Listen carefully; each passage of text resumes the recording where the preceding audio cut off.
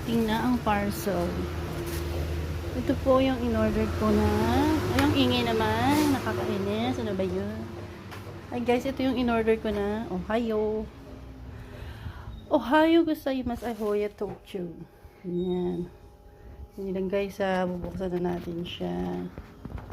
Nang walang nakakakita.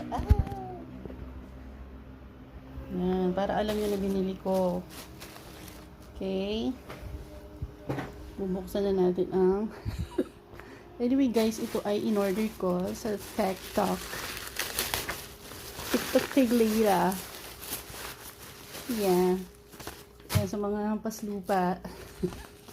Gamitin nyo na rin ang TikTok by Leira.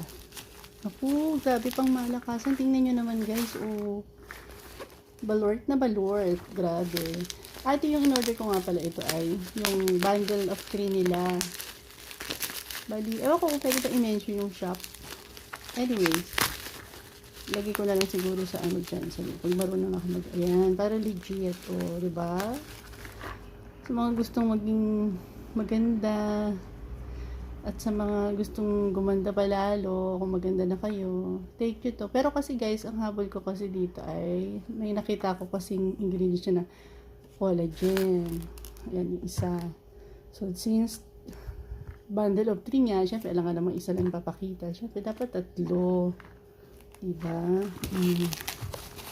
Hirap mag-vlog, diba? Hindi mo gustong kumita ng pera. Nakagaya ko.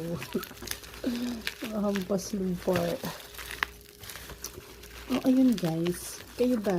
Comment nga po kayo sa comment section kung may existing na kayong ginagamit na gluta. Actually, hindi nga kasi ang habol ko dito ay gluta. Talaga ang nakita kong ingredient na may balotin siya. Tsaka may collagen. Ayan. 2 pieces. Kitang-kita nyo naman ha. So, syempre dapat isa na lang. Last one. Para bundle of 3. Para masabi nating bundle of 3. So, parang ayaw pa guys pakuha. Tingnan nyo oh. Ayaw, diba? Pero ayun, natatanaw nyo na, diba? O, diba, bongga? So, hindi magiging bundle of 3 kung 2 pieces lang yan. Ewan ko ba naman minsan sa mga nagbabalot din naman. Parang, sa bagay, for safety purposes naman. Parang last na lang siya, pero ayaw niya pong ipakuha sa akin. Ay, oo guys, talagang matagal siyang tanggalin. Tingnan nyo, oh. Sana ano,